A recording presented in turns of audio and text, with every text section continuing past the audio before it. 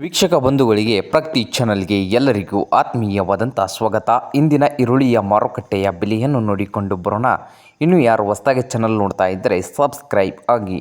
ಇಂದಿನ ಈರುಳ್ಳಿಯ ಮಾರುಕಟ್ಟೆ ಯಾವ ಮಾರ್ಕೆಟ್ನಲ್ಲಿ ಎಷ್ಟು ರೇಟ್ ಇದೆ ಅಂತ ನೋಡ್ಕೊಂಬರೋದಾದರೆ, ಪುಣೆ ಮಾರುಕಟ್ಟೆಯಲ್ಲಿ 1 ಕ್ವಿಂಟಲ್ಗೆ 700 ರೂಪಾಯಿದಿಂದ ಹಿಡಿದು 2200 ರೂಪಾಯಿವರೆಗೆ 1 ಕ್ವಿಂಟಲ್ಗೆ ಈರುಳ್ಳಿಯ ರೇಟು ಪುಣೆ ಮಾರ್ಕೆಟ್ನಲ್ಲಿ 2200 ರೂಪಾಯಿಯು ಲಾಸ್ಟ್ ರೇಟು ಇದೆ.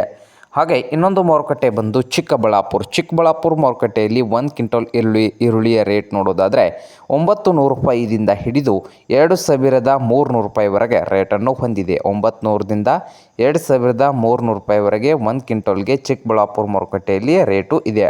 ಹಾಗೆ ಬಾದಾಮಿ ಮಾರುಕಟ್ಟೆಯಲ್ಲಿ ರೇಟ್ ನೋಡೋದಾದರೆ 1 ಕ್ವಿಂಟಲ್ಗೆ ರೇಟ್ ಬಂದು 800 ರೂಪಾಯಿದಿಂದ ಹಿಡ್ಕೊಂಡು ಬಾದಾಮಿ ಮಾರ್ಕೆಟ್ನಲ್ಲಿ 2200 ರೂಪಾಯಿ ಲಾಸ್ಟ್ ರೇಟ್ ಇದೆ. 2200 ರೂಪಾಯಿಯು ಲಾಸ್ಟ್ ರೇಟು 1 ಕ್ವಿಂಟಲ್ಗೆ ಬಾದಾಮಿ ಮಾರುಕಟ್ಟೆಯಲ್ಲಿ ಇದ್ದು, ಹಾಗೆ ಇನ್ನೊಂದು ಮಾರುಕಟ್ಟೆ ಬಂದು ಯಾವ ಮಾರುಕಟ್ಟೆ ಅಂದರೆ ನೋಡ್ಬೋದು ರೈತರೇ, ಮೈಸೂರಲ್ಲಿ ನೋಡೋದಾದರೆ 1 ಕ್ವಿಂಟಲ್ ಈರುಳ್ಳಿಗೆ 1200 ರೂಪಾಯಿದಿಂದ 2200, 1200ದಿಂದ 2200 ರೂಪಾಯಿ ಲಾಸ್ಟ್ ರೇಟು ಮೈಸೂರು ಮಾರುಕಟ್ಟೆಯಲ್ಲಿ 1 ಕ್ವಿಂಟಲ್ಗೆ ಇದೆ.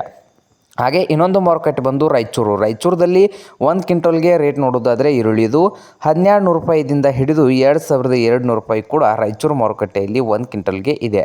ಕೊಲ್ಹಾಪುರದಲ್ಲಿ ರೇಟ್ ನೋಡೋದಾದರೆ 1 ಕ್ವಿಂಟಲ್ ಈರುಳ್ಳಿ ರೇಟ್ ಬಂದು 800 ರೂಪಾಯಿದಿಂದ 2200 ರೂಪಾಯಿ ಲಾಸ್ಟ್ ರೇಟು ಕೊಲ್ಹಾಪುರ ಮಾರ್ಕೆಟ್ನಲ್ಲಿ ರೇಟು ಇದೆ.